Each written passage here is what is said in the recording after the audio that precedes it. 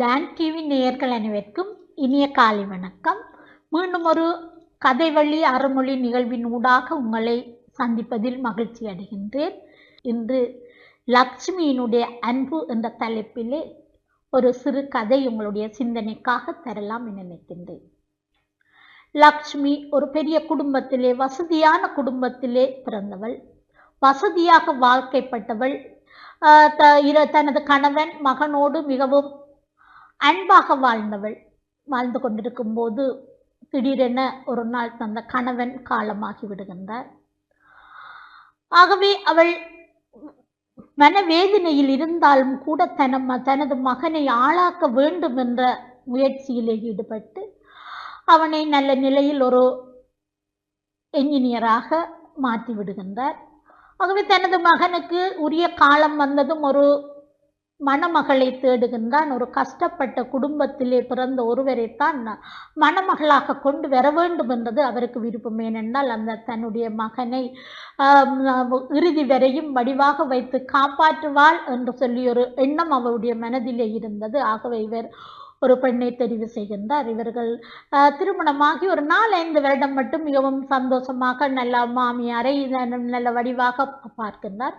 இவருடைய அந்த வசதி கூட அந்த வசதியான வாழ்க்கையை அனுபவித்து கொண்டு வர இவர் அந்த தன்னுடையது தான், தன்னில் மிஞ்சி யாரும் இருக்க முடியாது ஆகவே என்று சொல்லி ஒரு எண்ணம் அவரிடம் வருகின்றது. ஆக இவரும் வேலைக்கு செல்பவர் கணவனுடன் இணைந்து இவர் ஒரு எழுதுவினைஞராக வேலை செய்கின்றார்.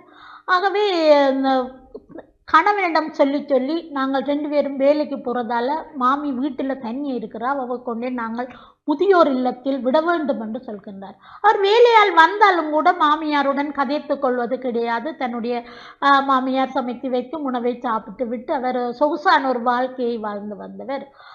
ஆனால் இருவரும் வேலைக்கு போகிற காரணத்தை சொல்லி இந்த லக்ஷ்மி முதியோர் இல்லத்தில் சேர்த்து விடப்படுகின்றார். சேர்த்து விடப்பட்டு ஒரு மாதமும் மகன் போய் தாயை பார்த்து என்ன வேணும் என்று கேட்டு விசாரித்து கொண்டு வருகின்றார். இவ்வாறு பல வருடங்கள் கடிந்த பின் ஒரு நாள் இந்த முதியோர் இல்லத்தில் இருந்து உங்களுடைய அம்மா சுகையினம் விட்டு இருக்கின்றார், கடைசி கட்டத்தில் இருக்கின்றார், வருமம் என்று சொல்லி ஒரு அழைப்பு வருகின்றது. ஆகவே விழுந்தடித்து கொண்டு அந்த மகன் அங்கு ஓடுகின்றார். தாயை தடவி தாயுடன் அருகில் இருந்து கதைக்கின்றார். அம்மா, உங்களுக்கு என்ன ஆசை கூறுங்கள், நான் நிறைவேற்றி வைக்கின்றேன் என்று சொல்கின்றார். உடனே அந்த தாயார் சொல்கின்றார், இந்த முதியோர் இல்லத்திலே இது ஃபேன் இல்லாததனால் எல்லோரும் மிகவும் நுழம்பு கடிக்கு ஆளாகி இருக்கிறார்கள். ஆகவே ஒரு மின் விசிறி ஒன்று அவர்களுக்கு ஒவ்வொரு ரூமுக்கும் பல மின் விசிறிகள் நீ வேண்டி தர வேண்டும். மற்றது சில வேளைகளில் இங்கே அந்த உணவு கெட்டு போகின்றதனால் நாங்கள் அந்த உணவைத்தான் நாங்கள் சாப்பிட வேண்டி இருக்கின்றது. ஆகவே ஒரு குளிர்சாதன பெட்டி, பெரிய குளிர்சாதன பெட்டியாக இங்கு வேண்டி கொடுப்பாயா என்று சொல்லி அவரை வேண்டுகோளாக கேட்கின்றார்.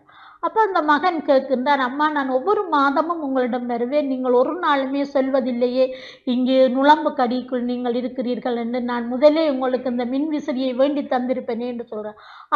அவர் சொல்கின்றார், நான் இந்த நுழம்பு கடிக்குள் இங்கு வந்து பழக்கப்பட்டு விட்டேன், பழுதடைந்த உணவுகளையும் நான் சாப்பிட பழகி இருக்கின்றேன். ஆனால் சில வருடங்கள் கழித்து உன்னுடைய பிள்ளைகள் கொண்டு வந்து இந்த முதியோர் இல்லத்தில் விடும்போது இவற்றையெல்லாம் நீ தாங்க மாட்டாய். ஆகவே தான் நான் இந்த மின் விசிறிகளையும் குளிர்சாதன பெட்டிகளையும் இங்கு வேண்டுமாறு கூறுகின்றேன் என்று சொல்கின்றார். பாருங்கள் அந்த தாயினுடைய அன்பை. தன்னுடைய மகன் பிற்காலத்திலே பிள்ளைகளால் அந்த முதியோர் இல்லத்துக்கு கொண்டு வந்து விடப்படும் போது தன்னுடைய மகன் அங்கே துன்பங்களை அனுபவிக்க கூடாதென்று அந்த மரணத்திலும் கூட அந்த தாயினுடைய அன்பை பாருங்கள். ஆகவே அன்பானவர்களே, நாங்கள் கூட்டி வளர்த்து எங்களை பார்த்து வளர்த்த எமது பெற்றோரை நாங்கள் கடைசி காலத்தில் அந்த முதியோர் இல்லங்களில் வாழ விடாமல் எங்களுடைய தன்னுடைய பிள்ளைகள், பேர பிள்ளைகள், கூட்ட பிள்ளைகள் என்று அந்த நிறைவாக அந்த தாய்மார் வாழ்வதற்கு நீங்கள் வழி சமைக்க வேண்டும் என்று கூறி இந்த அருமையான வாய்ப்புக்கு நன்றி கூறி உங்களிடமிருந்து விடைபெறுகிறேன். நன்றி.